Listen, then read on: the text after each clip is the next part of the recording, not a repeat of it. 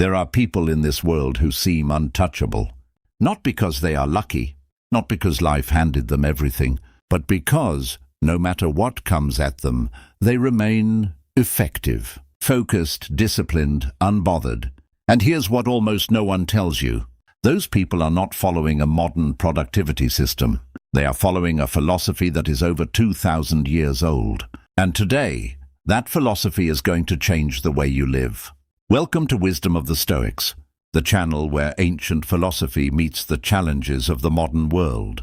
Every single day, we bring you the timeless wisdom of Marcus Aurelius, Epictetus, Seneca, and the great Stoic thinkers, not as history lessons, not as academic lectures, but as living, breathing tools you can use right now to build a stronger mind, a stronger character, and a stronger life. If you're new here, welcome. You have found something rare, and if you've been with us for a while, you already know what's coming. So take a breath, settle in, because what you're about to hear, you needed to hear a long time ago.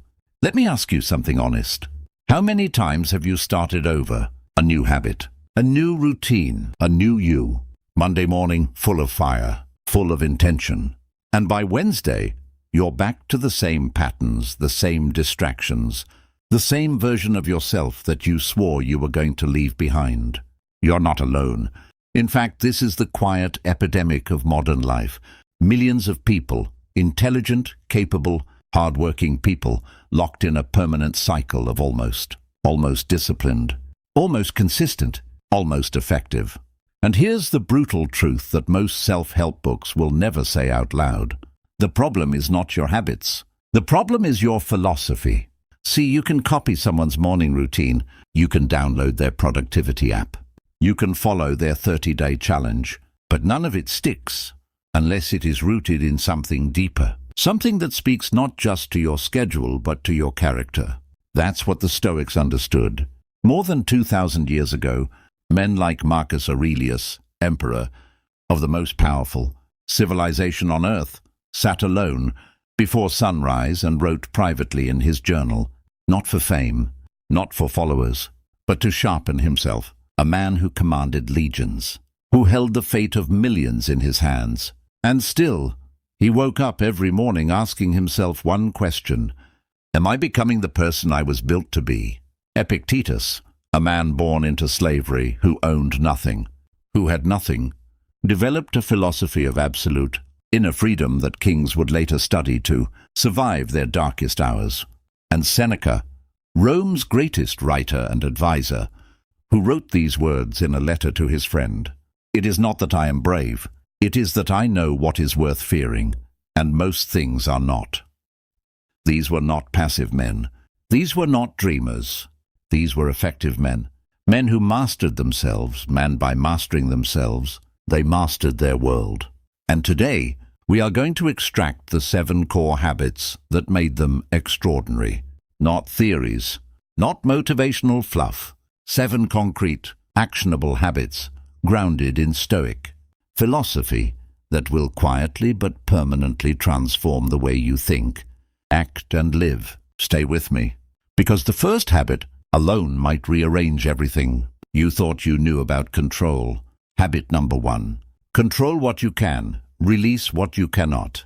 Epictetus opened his great work, the Enchiridion, with these words, and those words have never, in 2,000 years, lost their power.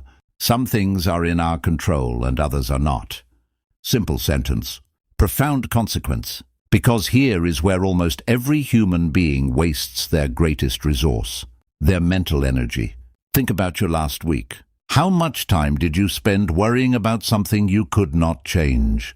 The economy, what someone thought of you, whether a plan was going to fall apart, whether someone was going to let you down, worry, anxiety, frustration, resentment. These are almost always the result of one thing: trying to control what was never yours to control. The Stoics called this the dichotomy of control, and it is not just a philosophical idea. It is a daily practice, a habit.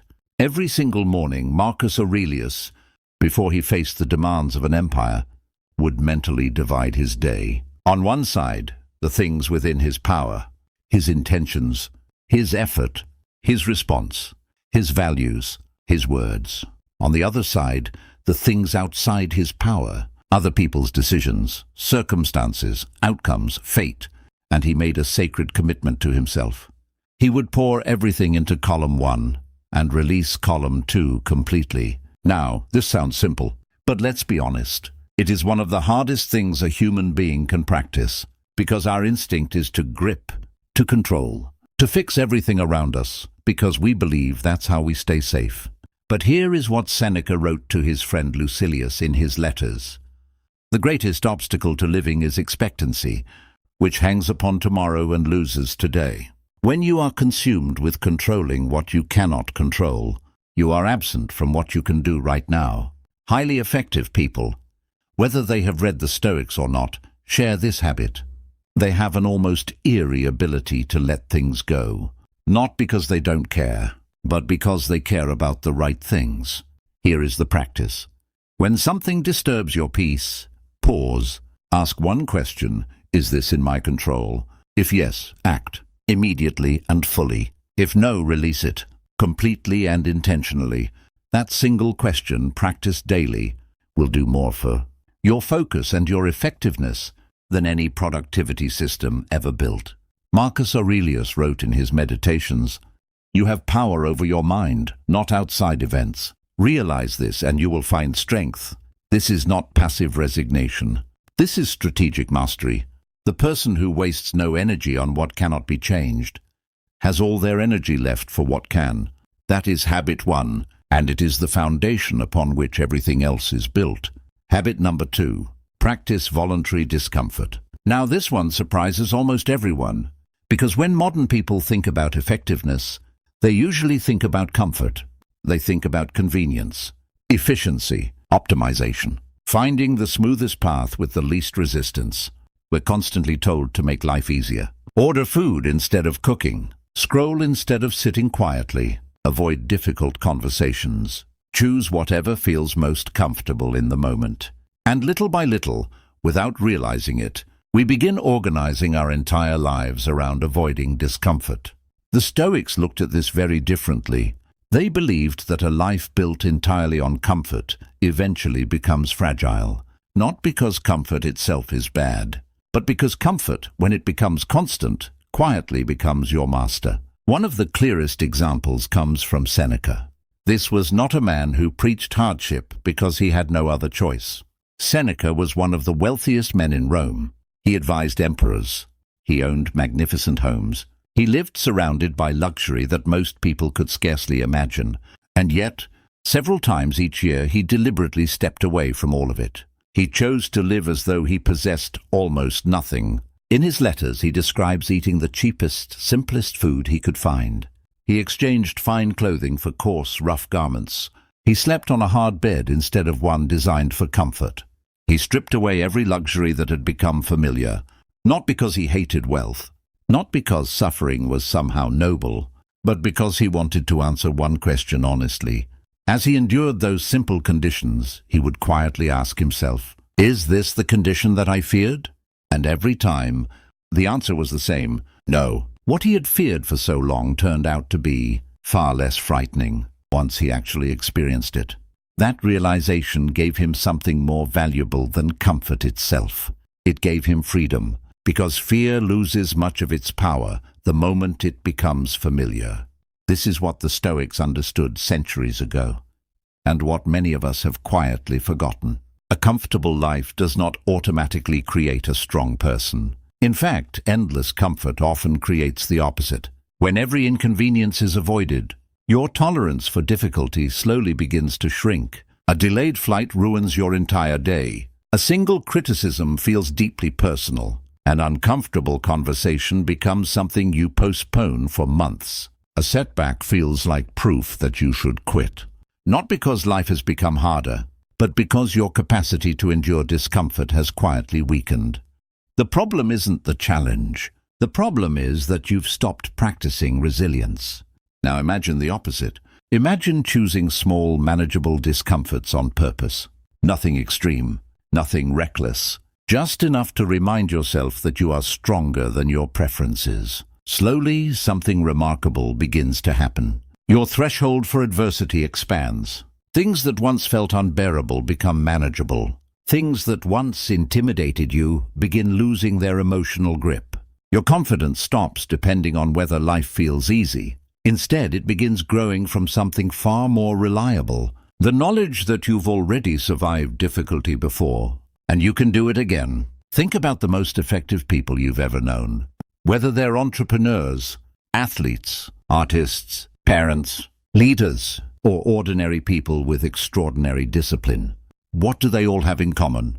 Rarely are they the most comfortable people. Instead, they are the people who have become deeply familiar with discomfort. The CEO who still wakes before sunrise to train while everyone else sleeps. The writer who sits patiently in front of a blank page instead of escaping into distraction.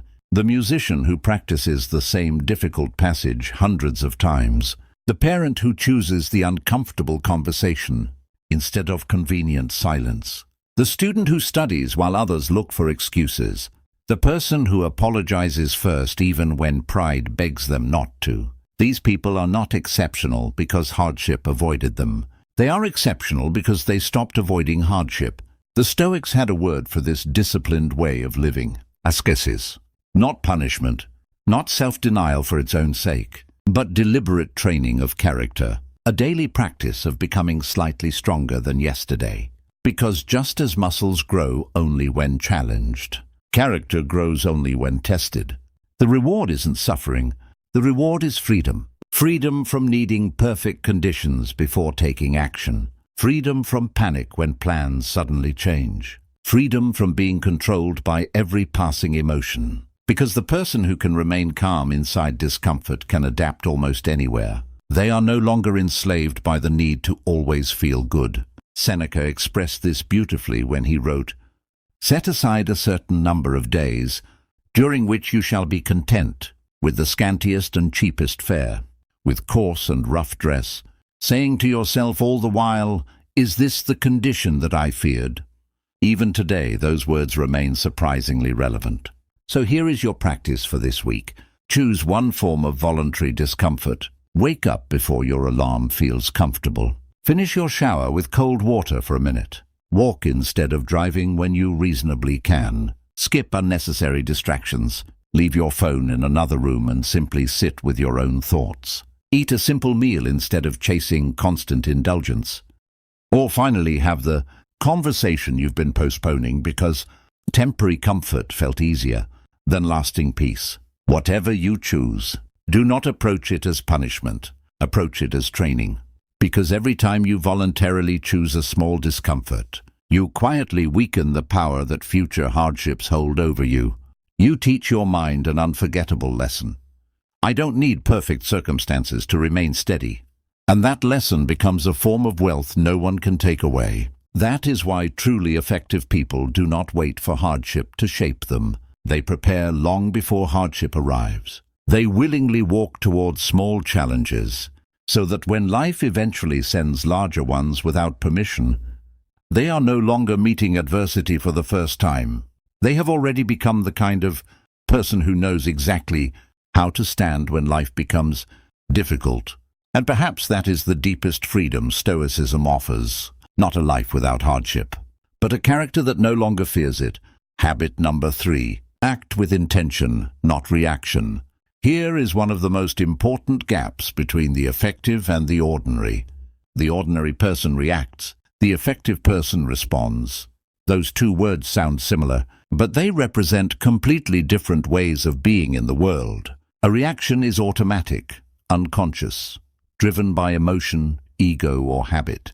Someone criticizes you, you react with anger. A plan falls apart, you react with panic. An opportunity appears, you react with either reckless excitement or paralyzing fear. A response is deliberate, considered, chosen. The Stoics called the gap between stimulus and response a pause, and they considered that pause one of the most powerful tools available to a human being.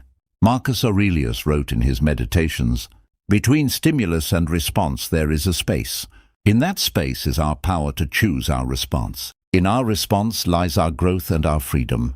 Now, modern psychology discovered this truth only in the last century.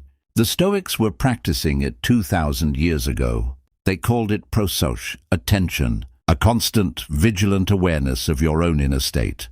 The habit is this: before you speak, pause. Before you act, pause. Before you send that message, make that decision, or walk into that room with that energy, pause. Ask, is this action aligned with the person I have decided to be? Not, what do I feel like doing right now? Because feelings are not facts. Impulses are not instructions. Epictetus taught that every impression, every thought, emotion, or external event comes to us with a handle and a blade. We can grasp it by the handle, calmly, intentionally, or we can grab the blade, impulsively, and wound ourselves. Highly effective people have an almost uncanny sense of deliberateness. They seem unhurried, even when they are busy. They seem unrattled, even when they face chaos. And the reason is not that they feel nothing. The reason is that they have trained themselves to choose before they act. The practice. Every morning before your day begins, take 5 minutes. Just 5. Sit still. Set your intention for the day. Decide in advance how you will respond to difficulty, to distraction, to the people who test your patience. You are not predicting the future. You are preparing your character for whatever the future brings.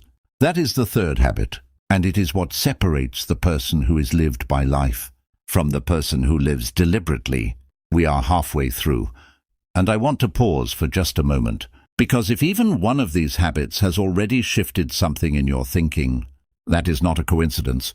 That is your philosophy beginning to change. Before we continue, drop a comment below. Tell me, which of the first 3 habits hit closest to home? Was it the dichotomy of control, voluntary discomfort, or acting with intention? I read every single comment on this channel. Your answers shape the content we create for you. And if you haven't subscribed yet, this is the moment. Hit that subscribe button and ring the bell so you never miss another piece of wisdom from this channel. Now, let's keep going, because the next habit is one that most people get dangerously wrong. Habit number 4. Live by your values, not your moods. Here is a question the Stoics ask themselves constantly. Who is in charge of you today? Is it your values, the principles you have deliberately chosen, the character you have consciously built? Or is it your mood, the emotional weather of the morning, which changes with no warning and no logic? Marcus Aurelius, and remember, this was the most powerful man in the known world, wrestled with this question every single day. He wrote in his meditations, "Waste no more time arguing about what a good man should be one."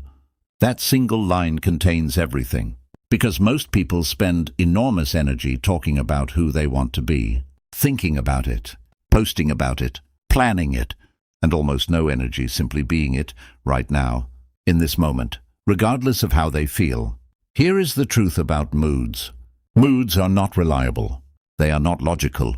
They are influenced by sleep, by blood sugar, by the weather, by a comment someone made in passing. If you wait until you feel like doing the right thing, you will do it inconsistently, at best. The Stoics understood that values are not feelings. Values are commitments, and commitments do not bend based on what you feel this morning. Epictetus said, "He is a wise man who does not grieve for the things which he has not, but rejoices for those which he has." The highly effective person has done something that takes genuine courage. They have decided who they are, and then they act as that person, even when they don't feel like it. They are honest, even when dishonesty would be easier. They are disciplined, even when laziness would be more comfortable. They are kind, even when resentment is what they feel. They are focused, even when distraction is screaming for their attention. Not because they have no feelings, but because their identity is stronger than their feelings. Here is the practice. Write down 3 to 5 core values, not aspirational words, actual commitments.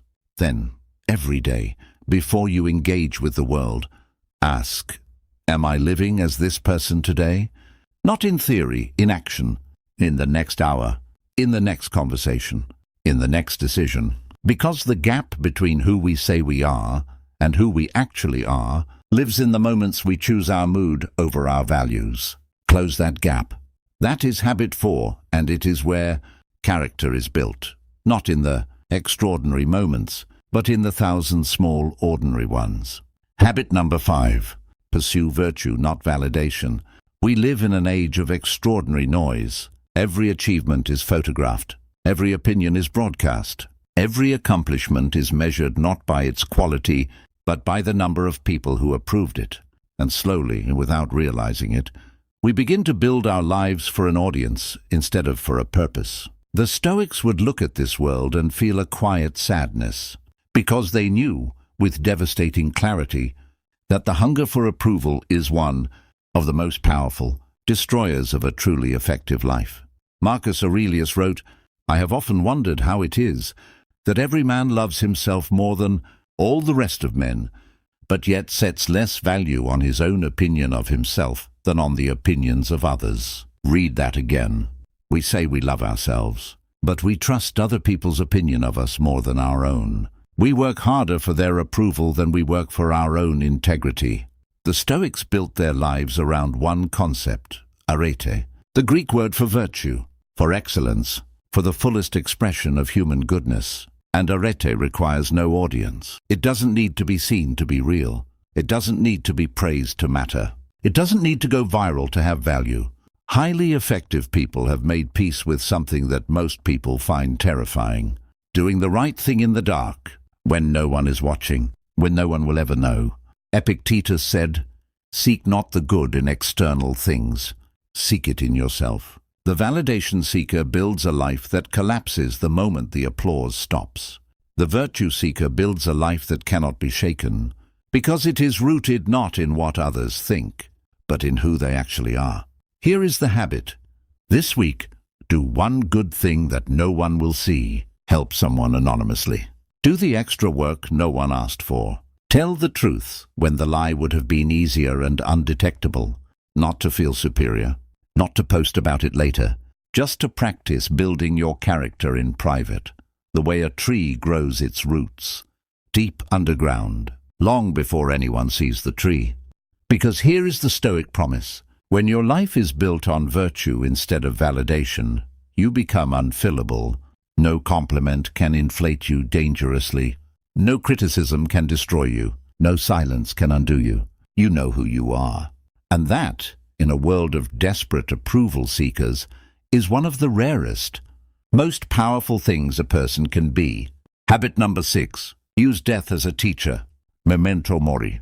Latin for remember that you will die. Now, I know what you're thinking. This sounds dark. This sounds like the kind of thing that would paralyze a person with fear, not make them more effective.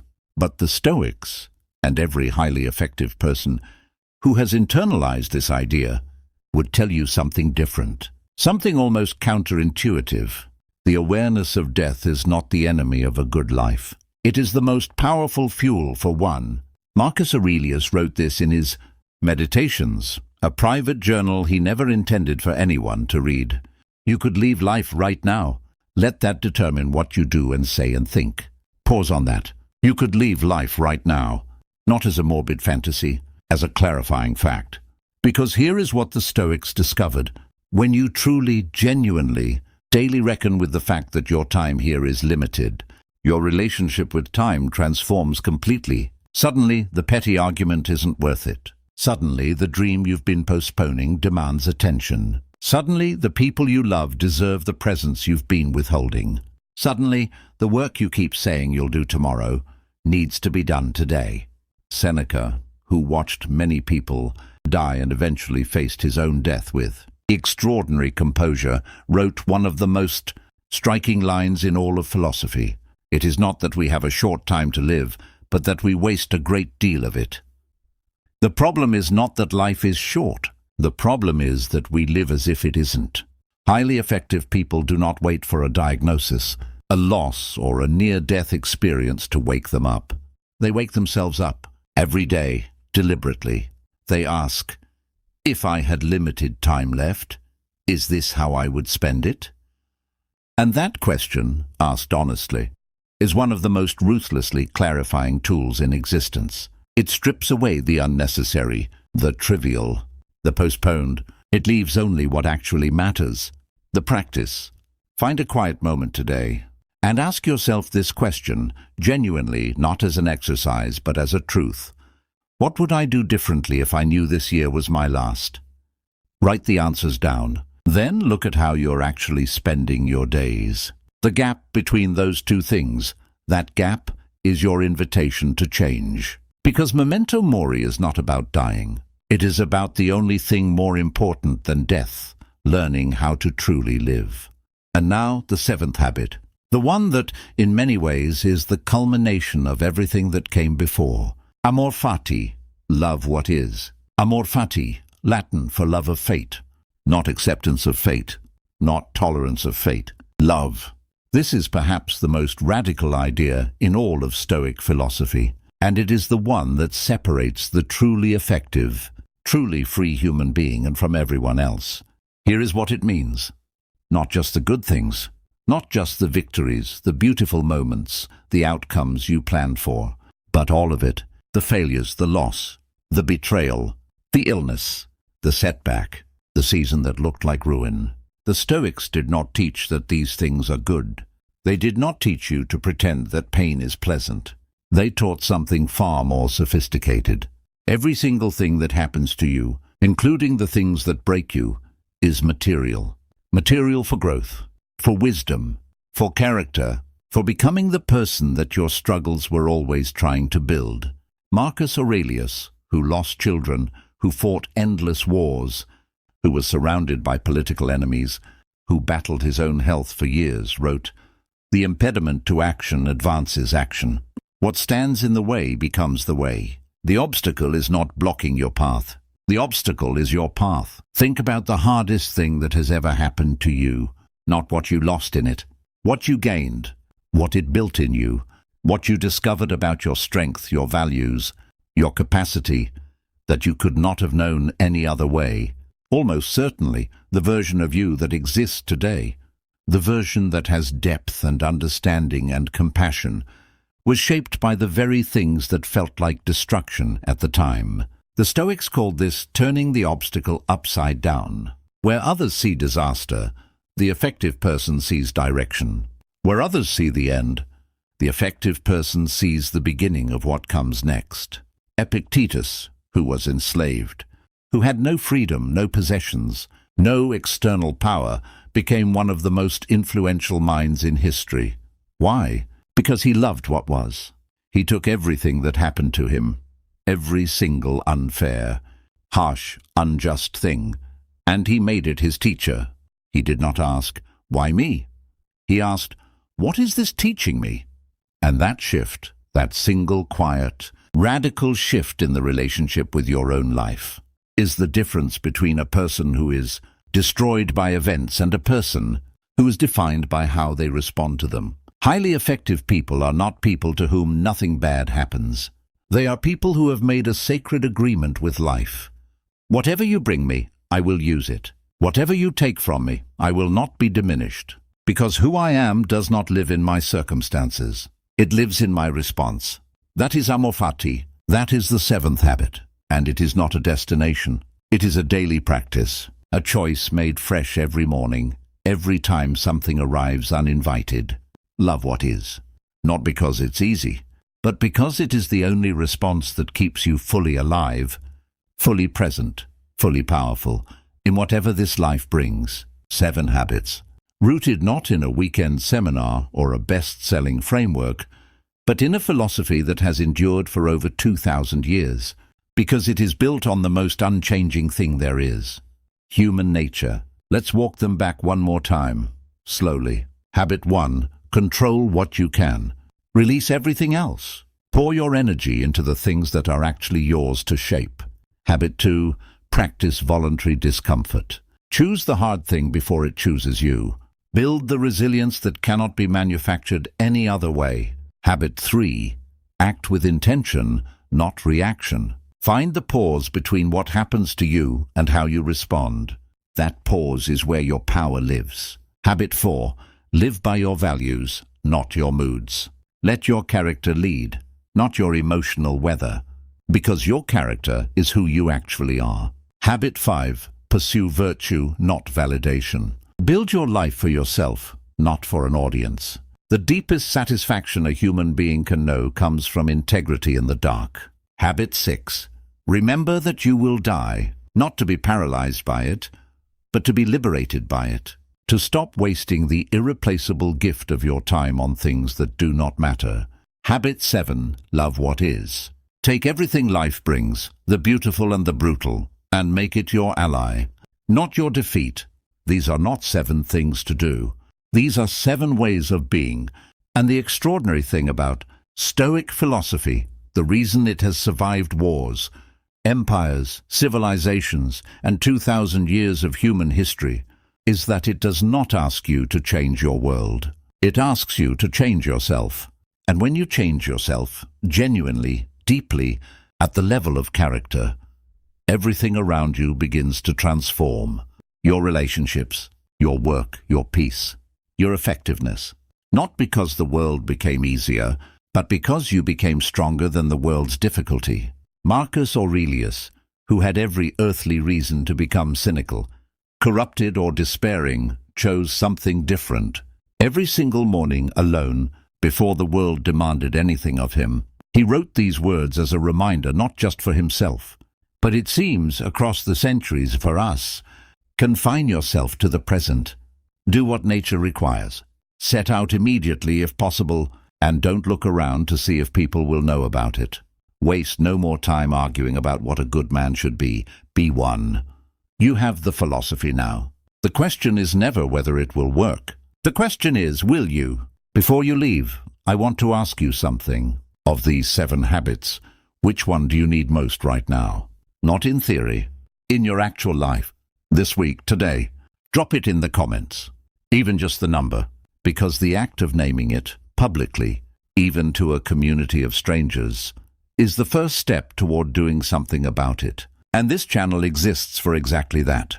For people who don't want to just consume wisdom, but who want to live it. If this video moved you, please share it with someone who needs to hear this. Not because it helps the channel, though it does, but because there are people in your life right now who are one idea away from a breakthrough. This might be theirs. If you haven't subscribed yet, what are you waiting for? Click subscribe, ring the bell, and join a community of people who are choosing every day to build a stronger mind and a more intentional life. We have much more coming. Ancient wisdom, modern application. No fluff, no shortcuts, just the kind of thinking that actually changes lives. Until next time, stay stoic.